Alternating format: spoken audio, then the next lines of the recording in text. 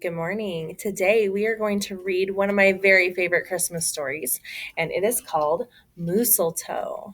I don't know if you've heard about this story before or not, but I bet you've heard the word mistletoe before. And the word mistletoe means a little plant. It's a kind of plant that gets hung in a doorway or on the like hanging from the ceiling somehow. And if you stand under the mistletoe with your honey, then you get to give them a kiss. That is not what this story is about, because this story is not about mistletoe. It is about moostletoe. Let's find out what they're talking about. Put your hand down, please. Oops. All right, here we go. 'Twas the season, and Moose was merry. He joyfully tickled the ivories with a tune full of tidings and a flurry of fa-la-las. He was so full of ho-ho-hos, even his moustache had the holiday spirit. But Moose was more than just a bit merry and bright. He was busy, busy, busy. There was a lot to be done on his list of to-dos, but with orderly organization, a bit of regimentation, lots of imagination, and just plain old Moose know-how, getting ready for the big day should have been simple. Easy, yes, in all probability, just perfectly perfect. He wasted not one merry minute. Moose got moving and put some hustle into the holiday bustle. He went to work. He wrote cards and letters till his hooves hurt. Check. He shopped till he dropped. Check. He hauled home boxes and bags and presents galore. Moose had gifts for everyone stacked from ceiling to floor. Check, check, check. Then he rapped, yo, yo, yo, and he ribboned, ho, ho, ho. And on each and every package he tied a big, beautiful bow. Checks and double check. So far, so simple, so easy, so perfectly perfect. Another look at the list, and Moose headed for the kitchen. He pulled out the pots and pans and bowls, sifted through stacks and racks of cookbooks. He whisked with his left, spooned with his right. Moose baked tons of tins of cookies. Check. Dozens of cakes, breads, and sweets. Check, check, check. He made jellies, sticky jams. Moose roasted a goose and some chestnuts. He toasted marshmallows and yams. Check, check, check, triple check. Yes, yes. So simple, so easy, but of course, so perfectly perfect. Decorations were up next on his list of things to do and get done. So Moose decked the halls, then spruced up the walls. He beaded, bowed, and moostletoed. He gathered garlands, roped wreaths and holly, jingled bells, sang noels. Oh, good golly, this Moose was jolly. Check, check, check, check, check, check, check. Last but not least, he hung all the stockings, each and every one with special care. And just in time, too. Soon Santa would be there. Check and final check. Yes, sirree, getting ready for Christmas was an absolute snap. And so simple. So easy.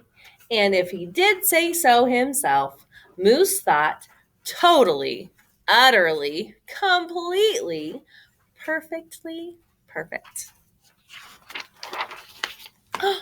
On that night before Christmas, Mother, little Sissy, Bucky, and Junior looked all through the house. What a job Moose had done!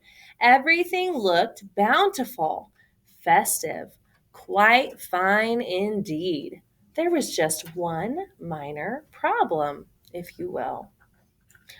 What is the problem? No presents, no presents. Oh, no. Oh, dear, sighed the missus as the five stared at one empty corner. Oh, my. Oh, me.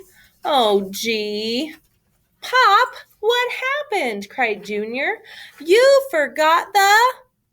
Christmas tree. You forgot the tree. Oh, no. Where will Santa put his presents? Or not his presents, their presents. Oops. Where would they hang the tinsel? String the popcorn? Light the lights? Where would Santa leave his gifts for the kiddies on Christmas Eve night? So Moose pulled on his galoshes and put on his hat. He would find a tree somewhere, somehow, and that's all there was about that.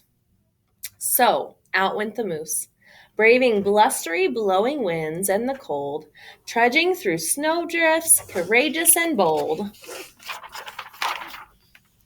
Moose first hoofed it down to the corner, not a tree to be had. Then he slid around the block. Uh-oh, things were looking bad. He went down every boulevard, street, and little road. He looked down lanes and alleys. Every tree had been sold. There wasn't a branch, not a twig, not even one lousy bolus bough hanging around.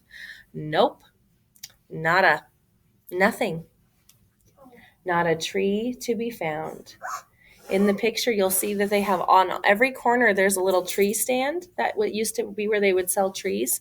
And on every sign, it says, sold out. No trees. No tree, sighed a sad moose as he came home empty-handed that snowy eve.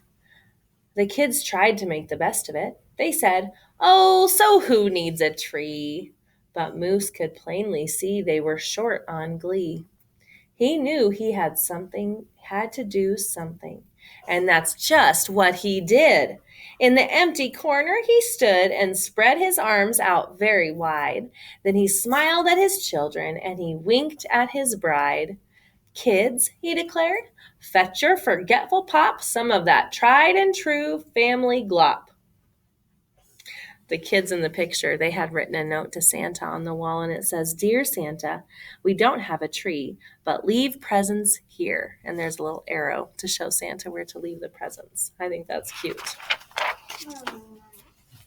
So back came the kids carrying a big pot of glue, and without a word to one another, they knew just what to do. They each took a part, grabbing strands, taking hold, then carefully, oh so carefully, they glopped and they plopped, they pasted and they pressed.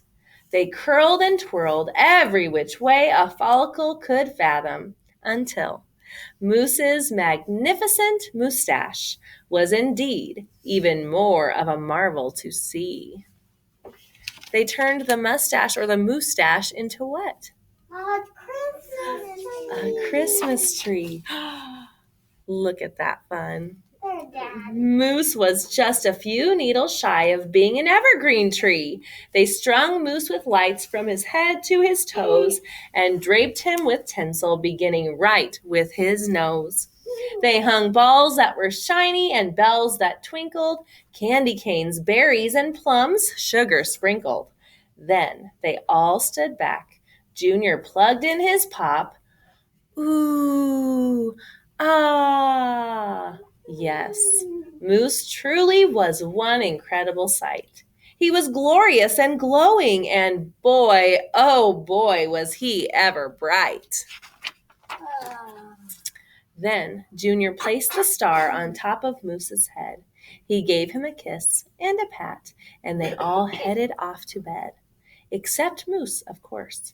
He stayed in the corner instead, still twinkling and blinking and waiting for Santa. Oh, so it wasn't so simple, and it wasn't so easy. And okay, it wasn't so perfectly perfect. But do you know what? It was pretty close. Ho, ho, ho! In the picture, you can see there are two pairs of eyes. Who is the second pair? If one of them is Moose's pair of eyes, then the other pair of eyes must be Santa. Thanks for joining us. We'll see you next time.